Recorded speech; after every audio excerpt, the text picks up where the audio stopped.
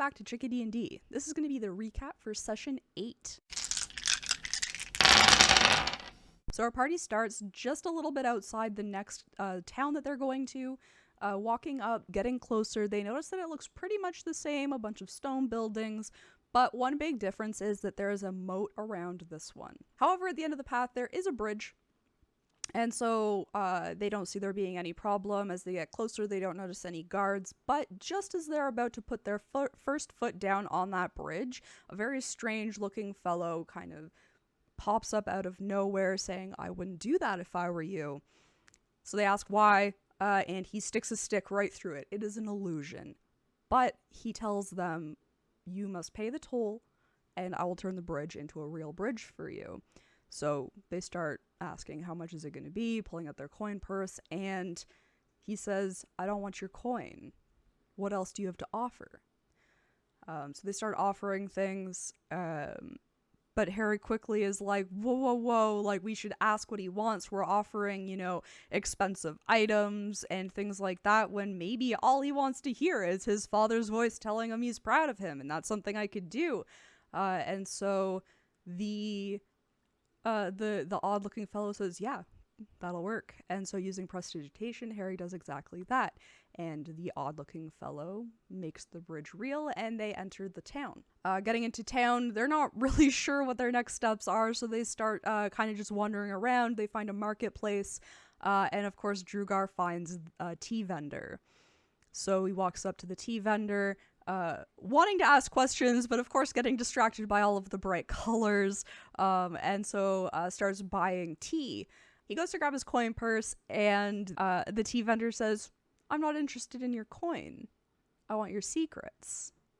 And so he starts paying in secrets. Harry adds in one of his own, which is actually so good that they pick up a 4th tea. And then they finally get to asking the actual questions. She's not particularly helpful. She doesn't have any extra information about any disappearances or anything like that, but says that maybe the best place to check for more information would be the tavern, and points them in the direction of that. And so they walk over to the tavern, and when they walk in, they see the bartender, and the bartender does not look like anything that they've seen before. Or rather, it does, but it doesn't seem quite right. He is a very large goblin. Not an orc, but looks like a very large goblin. And so Drugar is very confused and kind of gawks at him. And when the bartender turns around, he kind of gawks back at Drugar. They exchange some back and forth, leading Drugar to ask, like, "Were both of your parents big?" And he says, "No, my mom was small, my dad was big."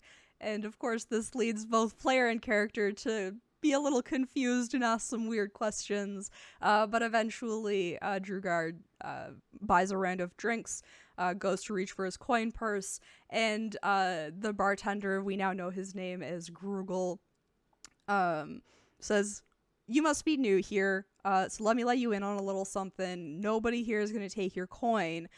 Some are going to want secrets, others will want to play games with you. I personally like stories."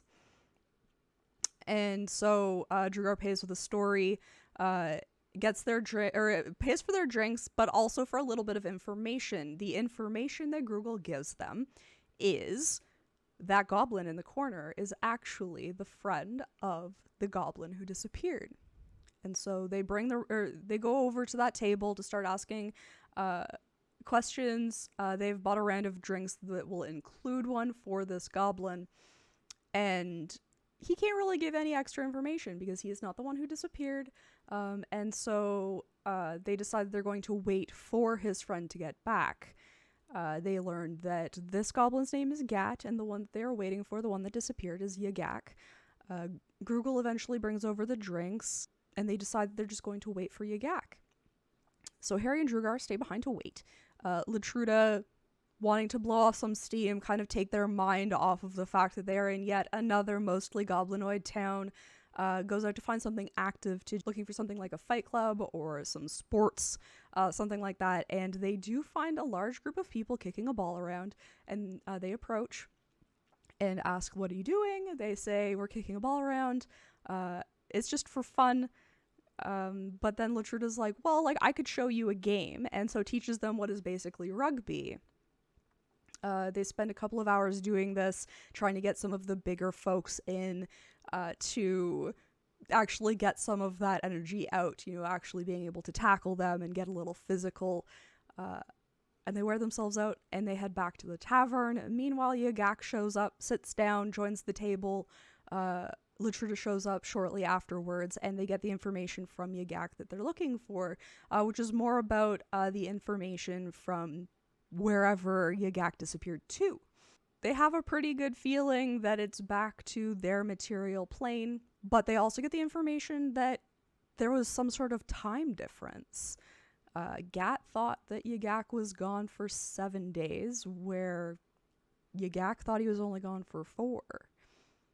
So that means that when they finally get back to their plane, there might be a time difference that they weren't expecting.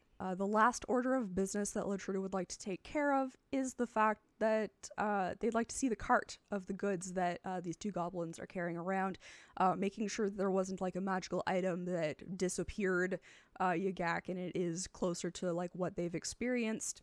Yagak is a little protective of this, sends Gat to get the cart, making sure that nobody else is going to go with them. However, of course, Latruda does sneak out and follow under the ruse of hitting the bathroom. And they follow without being caught, and they see Gat pick up and pull out a cart that they hadn't seen. It was invisible or hidden in some way.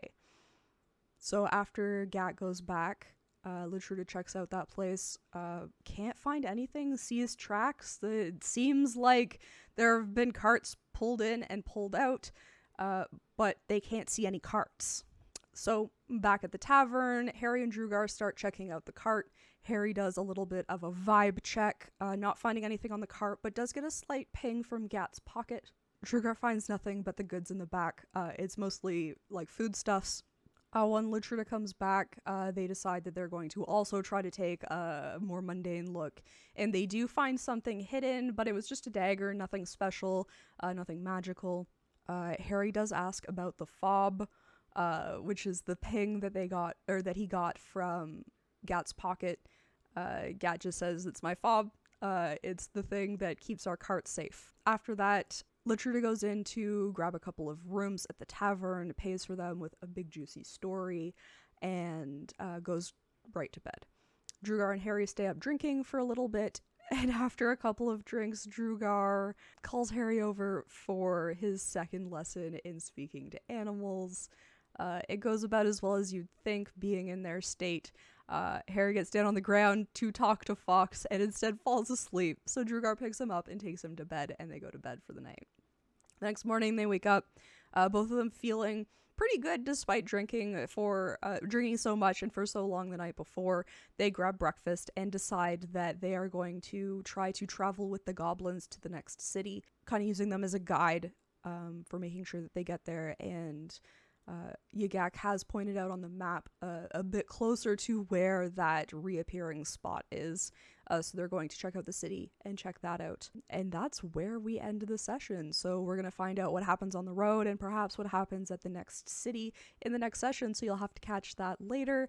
You can catch that live on Twitch, or it will be uploaded here. Hey, thanks for checking out Chicka D&D. If you liked what you saw, click all the buttons down below. Subscribe, like, comment, you know the drill. Also, it'd be really cool if you came and checked us out live at Chickadee93 on Twitch, where you get to participate in the conversation or watch us play D&D on campaign days. Thank you again so much. See you next time. Bye.